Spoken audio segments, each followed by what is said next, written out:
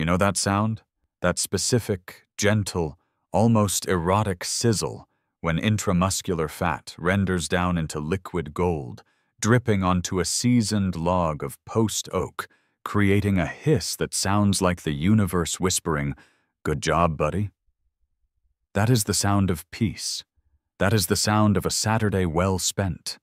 That is the sound of a 14-hour labor of love coming to its glorious crescendo. Or at least it was, until the Hindenburg of backyard barbecues happened. I was staring at the digital thermometer like it was a ticker tape from Wall Street. Internal temperature, 201 degrees Fahrenheit.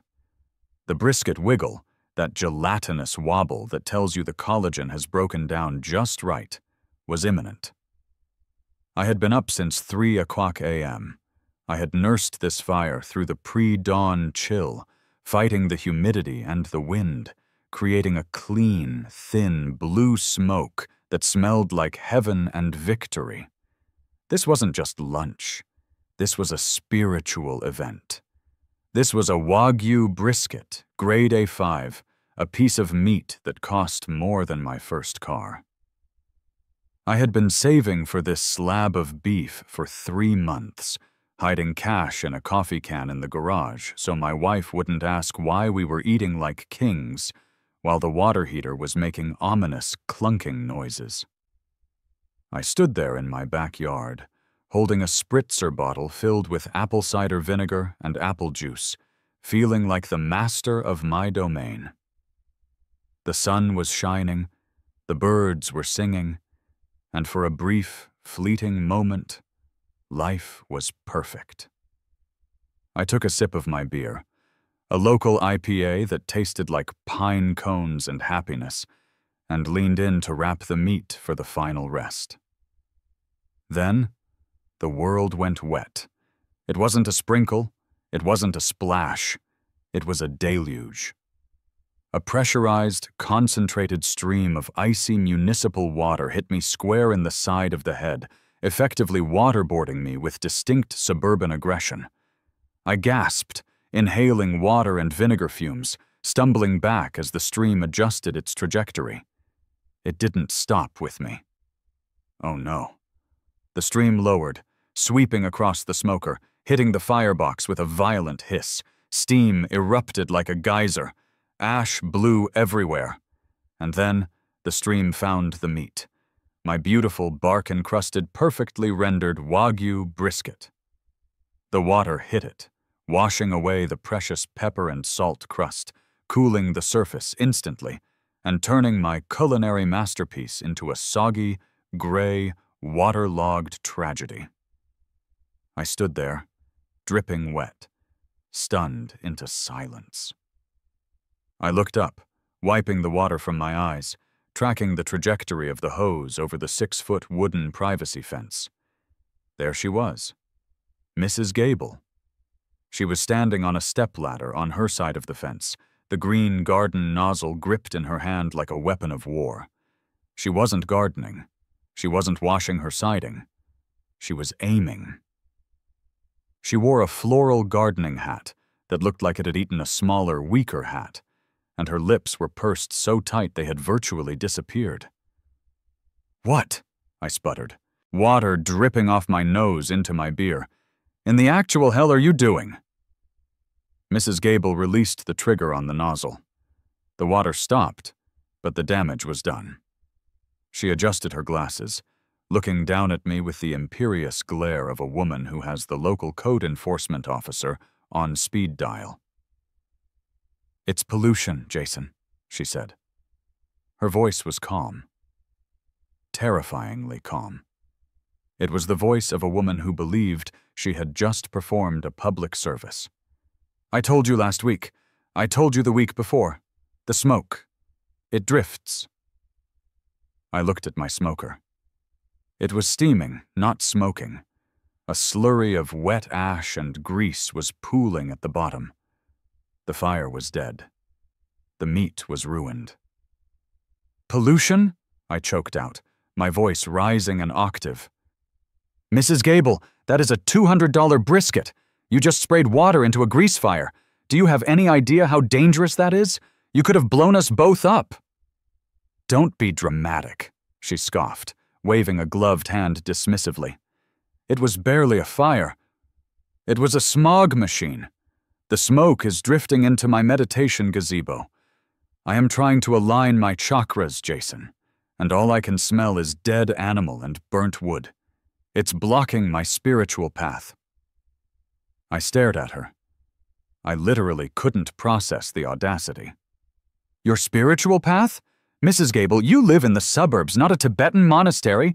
People cook outside. It's Saturday." "Not at this volume," she snapped, "and not with that industrial monstrosity." She pointed the nozzle at my offset smoker. "I have read the HOA bylaws, Jason. Noxious odors and offensive activities are strictly prohibited. Section 4, Paragraph B." "Barbecue is not a noxious odor," I yelled, stepping closer to the fence. My shoes squished in the mud she had created. "It is the smell of freedom. It is the smell of joy. And you just committed vandalism." "I performed an emergency abatement," she corrected, her chin tilting up. "I was mitigating an air quality hazard. If you continue to burn garbage in your yard, I will be forced to call the police and file a suit for air trespassing." "Air trespassing?" I repeated, the phrase bouncing around my brain like a rubber ball in an empty room. "That's not a thing. You can't just make up laws because you don't like brisket." "It is a thing within the jurisdiction of my property line," she said, narrowing her eyes. "My air rights extend upwards. Your smoke violated my airspace. I simply returned the intrusion with water. It's basic physics, Jason. Action and reaction." She began to descend her ladder. "Now clean up this mess. It looks unseemly. And if I smell smoke again, I won't use the hose. I'll use the authorities." With that, her head bobbed out of sight behind the fence. I heard the ladder retract. I heard her back door slide open and shut. I stood alone in the ruins of my backyard. My shirt was plastered to my skin. My shoes were soaked. My smoker was hissing like a dying animal. I walked over to the brisket. I poked it. It was sodden. The bark had turned to mush. The heat was gone. It was just a wet piece of dead cow now. I felt something happen inside me. It wasn't the hot, explosive anger I usually felt in traffic. This was different. This was a cold, hard, crystalline thing. It settled in my chest, right where my heart used to be. She hadn't just ruined my dinner. She had violated the sanctity of the pit. She had attacked a man's meat. I looked at the fence. I looked at the puddle of water. "Action and reaction," I whispered to the wet brisket. "Okay, Mrs. Gable, you want physics? I'll give you physics." I didn't yell. I didn't throw a rock over the fence. I calmly unplugged the thermometer probes. I cleaned the ash out of the firebox, scraping the wet gray sludge into a bucket. I dried off the smoker. I went inside, took a shower, and sat at my kitchen table with a fresh beer. I stared at the wall for an hour. My wife, Sarah, came in, saw my face, saw the lack of meat, and wisely retreated without a word. She knew the look. It was the look of a man who was plotting. The next morning, Sunday, I woke up with a headache and a mission. I went to the front door to get the paper. Yes, I still get the paper. I'm old school like that, and found a white envelope taped to my door. It wasn't a standard envelope. It was heavy, cream-colored stationery. I ripped it open. Inside was a single sheet of paper, printed in Comic Sans font. Notice of neighborhood violation to Jason Miller. From the residence of Mrs. Patricia Gable. Environmental damages and emotional distress. Due to the unauthorized release of particulate matter, smoke, and grease vapors onto my property on Saturday, July 14th, resulting in the disruption of my meditation practice and the soiling of my gazebo cushions, you are hereby fined the sum of $500. This amount covers professional cleaning for the cushions and compensation for emotional turbulence. Payment is expected within 48 hours. Failure to pay will result in escalation to the Homeowners Association Board and potential litigation. Signed, Patricia Gable. Unofficial Neighborhood. Watch Coordinator. I stared at the paper. Unofficial Neighborhood Watch Coordinator. She had given herself a title. She had printed a fine. In Comic Sans. I let out a short, dry laugh. It sounded like a bark. $500? For emotional turbulence? I walked out my front door, marched across the lawn, and up to her porch. Her house was pristine. Beige siding, beige shutters, beige gravel instead of mulch. It was a monument to the color beige. I rang the doorbell. It played a chime that sounded suspiciously like the opening bars of Beethoven's Fifth. The door opened. Mrs. Gable stood there in a silk kimono, holding a cup of herbal tea. She looked at me, then down at the paper in my hand. "I see you got my invoice," she said, sipping her tea. "I accept cash, check, or Venmo, although I prefer not to use technology if I can help it. 5G interferes with my aura."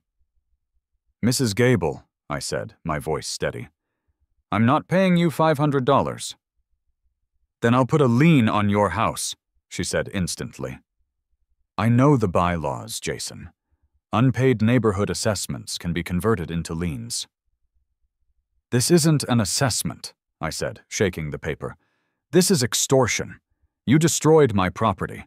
I should be suing you for the brisket. Do you know what A5 Wagyu costs?" "I don't care about your dead cow parts," she sneered, her mask of zen slipping just a fraction. "I care about the air. I care about the noise. I care about the riffraff element you bring to this street. Cooking outside like a caveman. It's low class, Jason. It brings down property values. People want serenity. They don't want to smell burning wood and hear chewing." "Chewing?" I asked, blinking.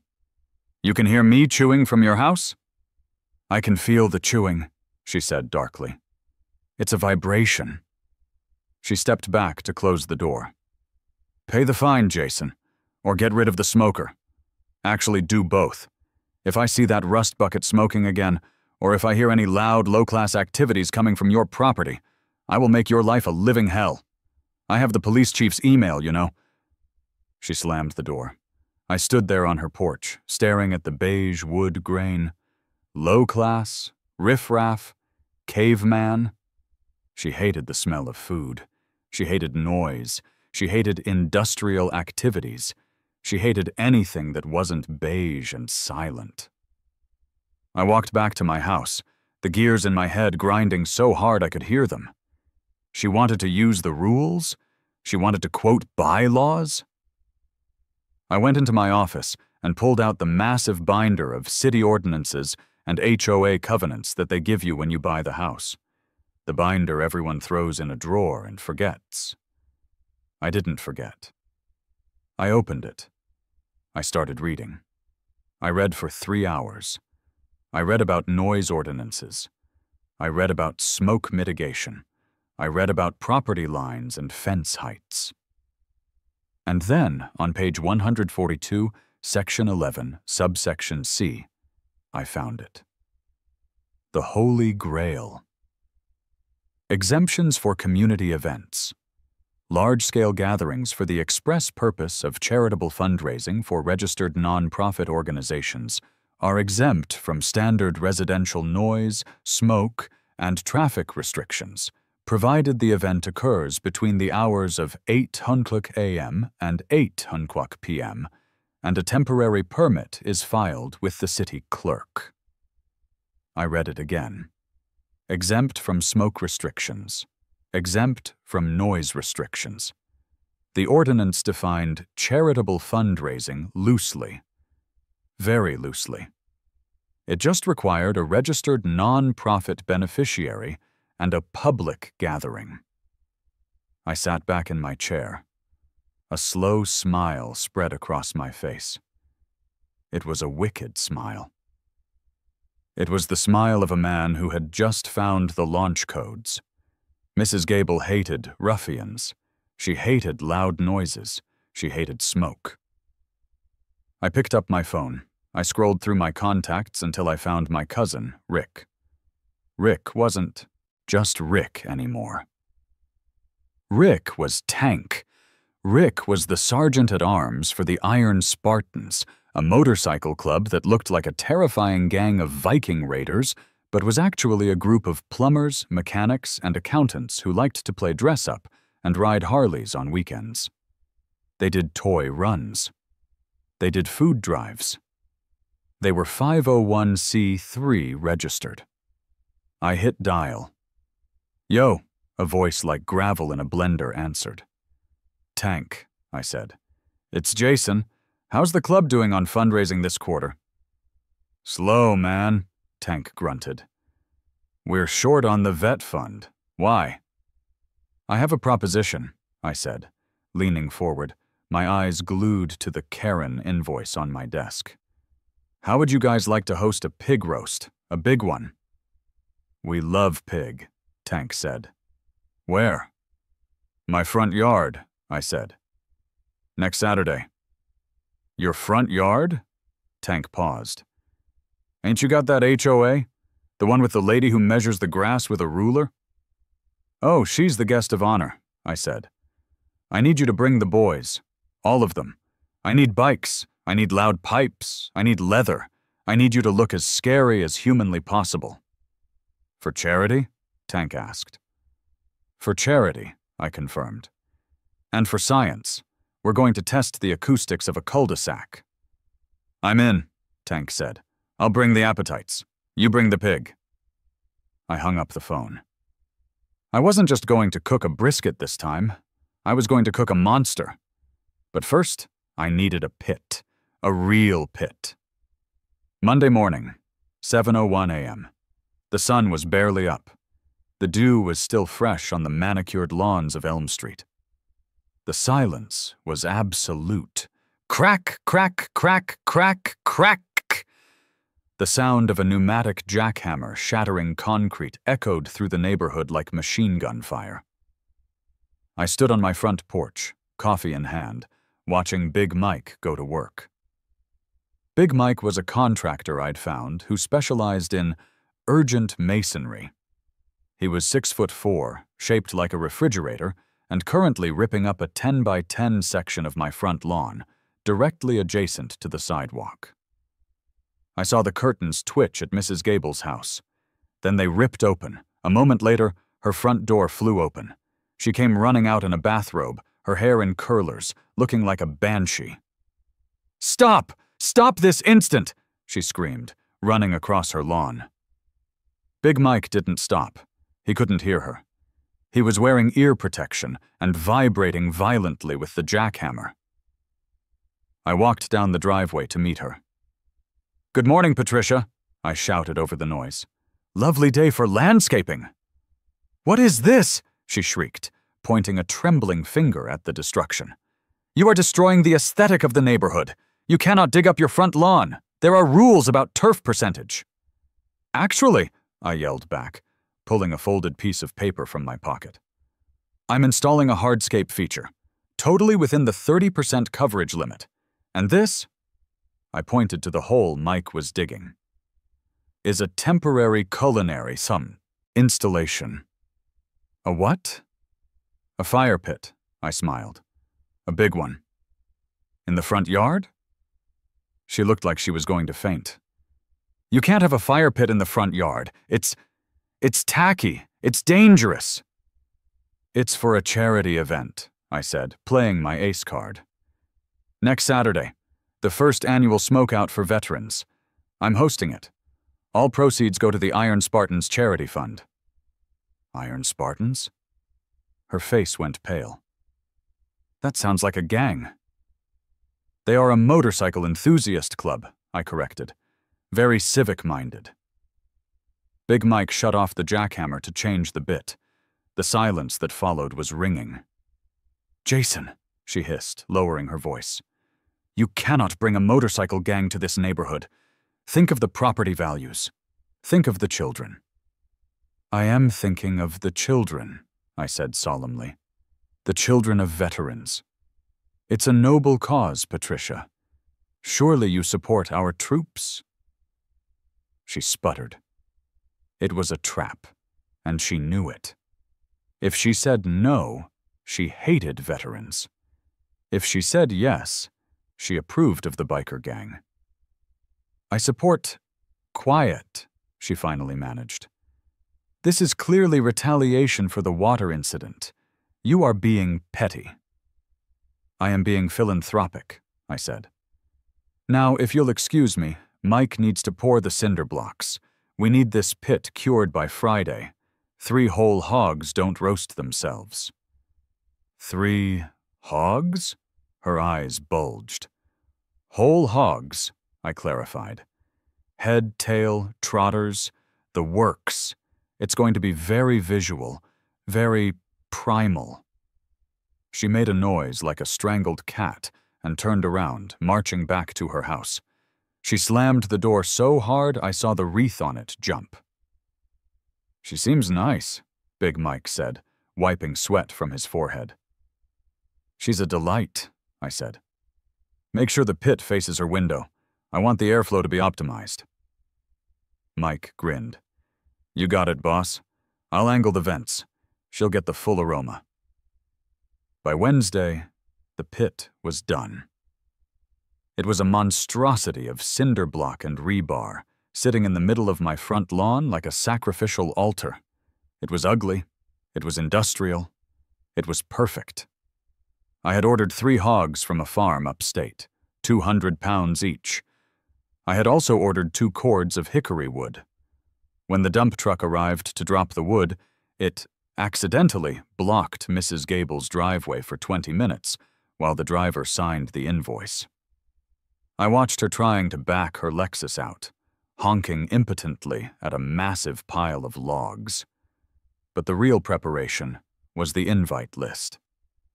Tank told me he had rallied the troops. "We got chapters coming from 3 counties," Tank had told me on the phone. They heard Free Pig and Annoy a Karen, and the RSVPs skyrocketed. "You got parking?" "We have the street," I said. "It's a public road. As long as you don't block the hydrants or driveways, you can park wherever you want." "Excellent," Tank said. "We're bringing the loud bikes, the ones with the straight pipes, the ones that set off car alarms. Perfect." Thursday passed. Friday arrived. The hogs were delivered. I spent the entire day prepping them, injecting them with marinade, rubbing them with spices. I set up tables in the driveway. I hung a banner across the garage door. "Support our vets. Eat a pig." Mrs. Gable spent the entire day on her front porch, taking photos with an iPad, documenting the atrocity. I waved at her every time I saw the flash. Then came Saturday, the day of reckoning. I woke up at 4:00 a.m. to light the fires. The pit was cold, but the hickory caught quickly. By 5:00 a.m., a thick, white plume of smoke was rising from my front yard. Unlike the backyard smoker, which had a chimney to direct the smoke up, this was an open pit. The wind caught the smoke and carried it directly, unerringly, toward the beige facade of Mrs. Gable's house. It was a beautiful thing. The streetlights caught the smoke, turning it into a ghostly fog that enveloped her property. At 7:00 a.m., I threw the pigs on. The sizzle was audible from the sidewalk. The smell, fat rendering over open hickory fire, began to permeate the neighborhood. It was a heavy, greasy, delicious smell. Mrs. Gable's windows were slammed shut. I could see her moving behind the blinds, like a trapped animal. But the main event wasn't the food. It was the guests. At 10:55 a.m., the sound began. It started as a low rumble, miles away, like approaching thunder. Then it grew. It deepened. It wasn't just noise. It was a vibration that you felt in your teeth. The Iron Spartans were arriving. They didn't come in a minivan. They came in a column, 2 by 2. 60 motorcycles, Harleys, Indians, custom choppers with handlebars higher than my head. They turned onto our quiet, suburban cul-de-sac like a panzer division invading France. The noise was deafening. Potato, potato, potato, roar. They rolled past Mrs. Gable's house, revving their engines. Not aggressively, just thoroughly. They parked in a long, gleaming line of chrome and steel, taking up every inch of the curb directly in front of her property. Tank was the first one off his bike. He was wearing his full colors, a leather vest with the Spartan skull on the back.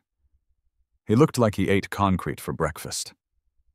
He walked up my driveway, his boots crunching on the pavement. "Smells good, brother," he bellowed, his voice carrying over the idling engines. "Right on time," I shouted back. "Grab a beer. Keg is round back." 60 bikers dismounted.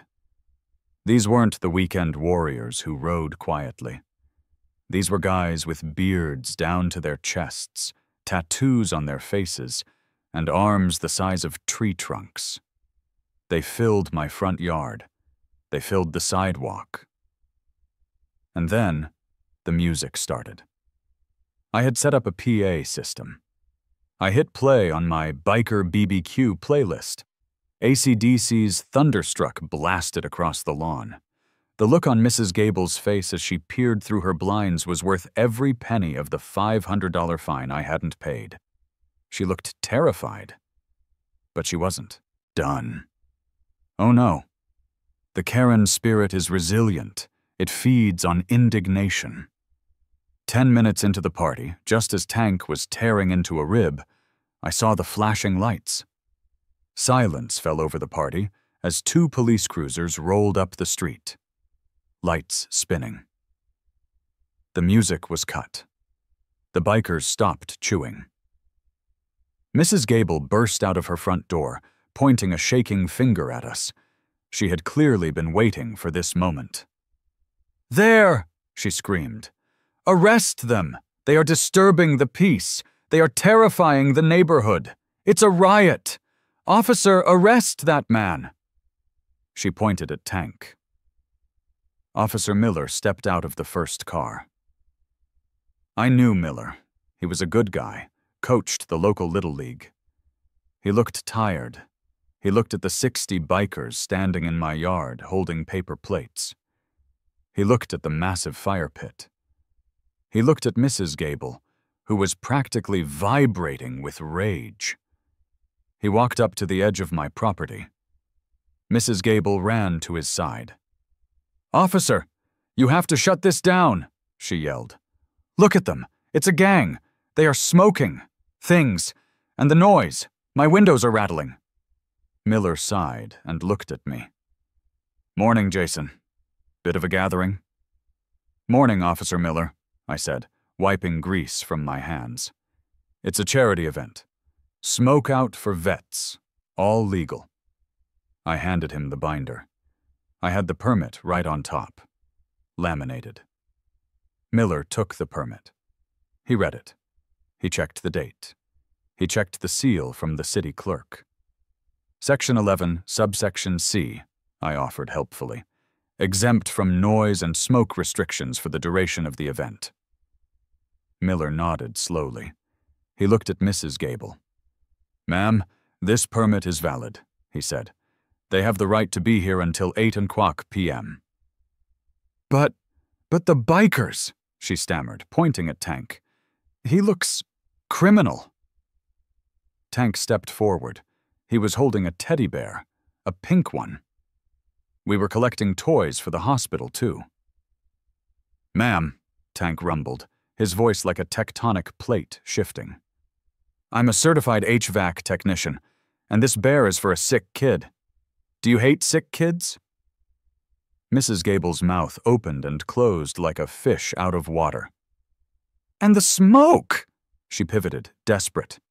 "It's entering my house." "Wind direction isn't a crime, ma'am," Miller said, struggling to hide a smile. "Unless they are physically trespassing, there's nothing I can do. It's a sanctioned charity event." He turned back to me. "Smells incredible, by the way." "Grab a plate, Miller," I said. "Pulled pork is fresh." "Don't mind if I do," he said. The officers got in line. That was the moment Mrs. Gable snapped. The system had failed her. The manager had refused to speak to her. The police were eating the contraband. She let out a primal scream. She turned, ran to her garden hose, the same hose she had used to assassinate my brisket, and turned it on full blast. "Begone!" she shrieked, aiming the water over the fence at the bikers. The water arc sailed through the air. It too missed the fire pit. It splashed directly onto Tank and two other bikers, soaking their leather vests and drenching the potato salad. The music stopped completely. Tank slowly wiped the water from his face. He looked at his wet vest. He looked at the potato salad. Then he looked at Mrs. Gable. "Did she just assault us?" Tank asked, his voice very, very quiet. Officer Miller, who had a mouthful of pork, stopped chewing. He swallowed. He set his plate down on the hood of his cruiser. "Yeah," Miller said, his face hardening. "Yeah, I think she did." Officer Miller walked toward the fence line with the slow, deliberate gait of a man who really just wanted to finish his pulled pork sandwich, but was forced by the penal code to intervene. He didn't run. He didn't draw his weapon. He just walked, radiating a kind of exhausted disappointment that hit harder than a baton. Mrs. Gable was still holding the nozzle. The water was still flowing, creating a muddy, grassy soup at her feet, but she had stopped aiming it at the bikers. She was staring at Tank, then at Miller, then back at Tank. The realization of what she had just done was starting to crack through her rage-induced trance, but the Karen instinct for self-preservation via gaslighting was kicking in fast. He threatened me!" she screamed, pointing the dripping nozzle at Tank again. "He lunged! With his bear!" Tank looked down at the pink teddy bear in his hand. It was wet. The little ribbon around its neck was drooping sadly. He looked like a heartbroken giant. "I was showing you Mr. Snuggles, ma'am," Tank said, his voice deep and resonant, echoing off the suburban siding. "For the sick kids." "Drop the hose, Mrs. Gable," Officer Miller said. He wasn't asking. His voice had dropped that friendly neighborhood cop timbre and shifted into law enforcement professional. "I will not," she shrieked. "I am defending my property. I am defending my air. These people are—" "Ma'am, you just sprayed a pedestrian and a police vehicle with a pressurized water hose," Miller interrupted, stepping onto her lawn. He didn't care about the "no trespassing" sign she had staked near the petunias. "That is simple assault. And given that you hit Mr. Jenkins over there," he gestured to Tank, "who is technically a guest at a permitted event, you're also looking at disorderly conduct." "Assault?" she laughed, a high-pitched, brittle sound that made the dogs in the neighborhood start barking. "It's water, officer. It's tap water. It's cleaning them. God knows they need it."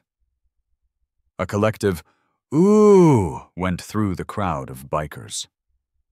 It was the sound of 60 men simultaneously wincing at the sheer lack of survival instinct this woman possessed. "Okay," Miller said. He reached for his belt. "Turn around, Mrs. Gable." "Excuse me?" "Turn around. Place your hands behind your back." The silence that followed was heavy. It was heavier than the humidity. It was the silence of a worldview shattering. Mrs. Gable, the queen of the cul-de-sac, the Baroness of Beige, the woman who had once called the city because a squirrel was loitering on her roof, was being arrested. In her bathrobe, in front of the Iron Spartans. You can't be serious," she whispered. Her grip on the hose loosened. It fell to the grass, twisting like a green snake, spraying water onto her fuzzy slippers. "I'm the neighborhood watch coordinator. You know me, Frank. We discussed the crime statistics at the town hall." "I know, Patricia," Miller said, and there was actually a tinge of pity in his eyes. "But you can't hose people down because you don't like their leather vests. Now please, don't make me wrestle you. I have barbecue sauce on my fingers." She didn't move. She stood frozen, vibrating with indignation. Miller stepped forward, gently grabbed her wrist, and spun her around. Click. The sound of handcuffs ratcheting shut is distinct. It's a mechanical, final sound. In the quiet street, it sounded like a gunshot. Mrs. Gable let out a noise that I can only describe as a tea kettle reaching boiling point. It started low and ascended into a frequency that I'm pretty sure only the neighborhood dogs could fully appreciate. "This is tyranny!" she screamed as Miller walked her toward the cruiser. "I am a victim! I am a political prisoner! Jason! Jason, you did this! You and your pig!" I was standing by the pit, holding a pair of tongs. I looked at her. I looked at the ruined brisket she had sprayed the week before. I looked at Tank, who was wringing out his vest. "It's for charity, Patricia," I called out, raising a beer in a toast. "Think of the children." Miller guided her into the back of the cruiser. He had to push her head down gently to keep her from bumping it on the doorframe, a courtesy she absolutely did not deserve, but received anyway because Miller was a professional. He slammed the door. Through the window, we could see her mouthing words. I'm not a professional lip reader, but I'm fairly certain she was threatening to sue the entire United States government. Miller walked back over to us. He looked at Tank. "You want to press charges, son?" Miller asked. Tank looked at the cruiser, then at his wet vest. He shrugged. "Nah, she's got enough problems being her. Plus, I don't want to show up to court. Interferes with my riding time. Just keep her in the tank for a few hours. Let her cool off. Disorderly conduct usually means a nice, quiet afternoon in the holding cell." Miller nodded. He looked at the spread of food. "I got a transporter. But is that potato salad my wife makes?" "It is," I said. "Packed a to-go container for you, Frank. It's in the cooler." "You're a good man, Jason," Miller said. He grabbed the container, got back in his cruiser, and slowly drove away. As the police car turned the corner, taking the noise, the negativity, and the neighborhood tyrant with it, a strange thing happened. The tension didn't just break, it evaporated. The air felt lighter. The birds seemed to sing louder. Tank turned to the crowd of bikers, lifted his wet teddy bear into the air like a trophy, and roared. "Let's eat pig!" The cheer that went up shook the leaves off the trees. The next 6 hours were a blur of carnivorous euphoria. The hogs were perfect. The meat pulled away from the bone with zero resistance, moist, smoky, and seasoned to perfection. The skin, the crackling, was shattered glass crisp. We chopped it up and mixed it with the meat, adding a vinegar-based sauce that cut through the fat like a laser. The Iron Spartans were the best guests I've ever had. They were polite. They used coasters. They cleaned up after themselves. They tipped the bartender, me, with stories of the road. I found out that Tank was actually an actuary named Richard, who specialized in high-risk insurance models. The guy with the face tattoo? A pediatric nurse. We sold out of pig. We sold out of sides. We rattled the collection bucket until it sounded like a maraca made of heavy coinage. By 6 o'clock, the sun was dipping low, casting long golden shadows across the lawn. The smoke had thinned to a gentle wisp. The bikers began to pack up. Tank walked over to me. He was dry now, having stood near the fire pit for 20 minutes. He shook my hand. His grip was like a vice clamp. "Good haul, brother," he said. "Counted the cash. We're over $5,000. That's a lot of therapy dogs for the vets." "Glad I could help," I said, leaning against the warm masonry of the pit. "And hey, thanks for the show. The revving was a nice touch." Tank grinned. "We practiced that. Synchronized idle. Harder than it looks." He mounted his bike. One by one, the engines fired up. But this time, they didn't just roar. They rumbled with a deep, respectful purr. They rolled out in formation, waving to the neighbors who had come out of their houses, neighbors who had been terrified of the gang 3 hours ago, but were now waving back, holding plates of leftover pork. I stood alone in my front yard. The pit was cooling. The grass was trampled. There was a stain on the driveway where someone had dropped a coleslaw. I looked at Mrs. Gable's house. It was dark. The curtains were still drawn. Her car was still gone. Presumably her husband had gone to bail her out, or maybe he was taking his sweet time. I took a deep breath. It smelled of hickory, gasoline, and justice. The aftermath was slow, but absolute. Mrs. Gable returned late that night. I didn't see her, but I heard the car door slam. It was a subdued slam, a defeated slam. The next day, Sunday, was quiet. I went out to inspect the pit. I decided I liked it. I decided to keep it. Maybe plant some flowers in it when I wasn't roasting animals. On Monday, the citation arrived in my mail. Not from the city, but a copy of Mrs. Gable's citation for disorderly conduct, which had been posted on the neighborhood Facebook group by a gleeful neighbor named Susan, who I suspect had been waiting for Mrs. Gable's downfall for a decade. The comments section was brutal. "About time. She measured my hedge with a laser level last month. Is it true she fought a biker?" Mrs. Gable didn't come out of her house for a week.